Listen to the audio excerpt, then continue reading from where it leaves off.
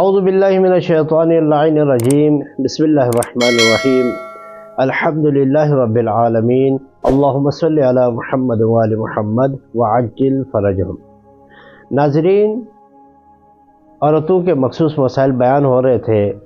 آج ہم اس ویڈیو میں جانیں گے کہ استحاضہ کسے کہتے ہیں اور استحاضہ کی کتنی قسمیں ہیں اور اس کے احکام کیا ہے۔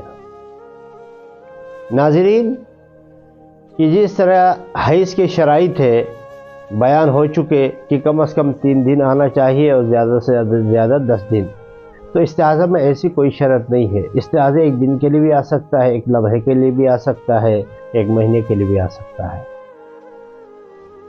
تو استحاضہ کا عموماً جو کلر ہے، اس کا رنگ ہے، زرد رنگ کا ہوتا ہے اور بغیر جلن کے اور بغیر فشار کے آتا ہے۔ یہ عموماً ہے، کبھی کبھار اس کا برعکس بھی ہو سکتا ہے۔ استحاضہ میں جو انسان پر واجب ہے، مثلا نماز، روزہ، اس طریقے سے دوسرے اعمال، تو وہ ساقط نہیں ہوتے ہیں۔ استحاضہ کے احکام پر عمل کرتے ہوئے وہ روزے بھی رکھے گی اور نماز بھی پڑھے گی۔ تو استحاضہ کی 3 قسمیں ہیں۔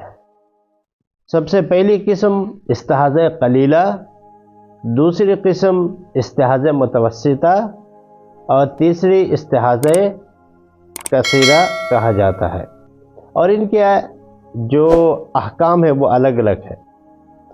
استحاضہ قلیلہ اس کو کہا جاتا ہے کہ خون اتنا نکلے کہ بس جو خون روکنے کے لیے عورتیں اپنی شرمگاہ پر جو رومال اور پٹی، روئی یا پٹی لگاتے ہیں، جیسے کہ آج کل کے زمانے میں آلویز لگاتے ہیں، کہ ہلکا سا بس وہاں پر ٹچ ہو، اس کے اندر جذب نہ ہو، اس خون کو کہا جاتا ہے استحاضہ قلیلہ۔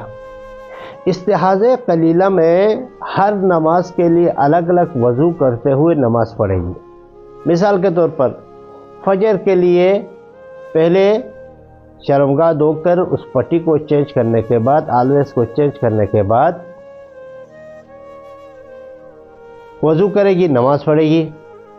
ظہر کے لیے شرمگاہ کی صفائی صاف کرنے کے بعد پٹی اور اس کو آلویز کو چینج کرے گی، خون لگا ہے تو اس کو چینج کرنے کے بعد، صفا پاک کرنے کے بعد ظہر کے لیے الگ وضو کرے گی، اور اسی طریقے سے عصر کے لیے الگ وضو کرے گی۔ اور یہی طریقہ مغرب اور عشاء کے لیے بھی ہوگا کہ مغرب کے لیے الگ وضو کرے گی، عشاء کے لیے الگ وضو کر کے نماز پڑھے گی۔ نماز ساقط نہیں ہے، نماز پڑھنی ہے۔ تو اسی طریقے سے روزے بھی رکھے گی۔ اور استحاضہ متوسطہ کہا جاتا ہے اس خون کو کہ خون اتنا نکلا ہو کہ جو روئی یا جو آلویز لگاتے ہیں کہ اس کے اندر جذب ہو، لیکن اس کو کراس نہ کریں۔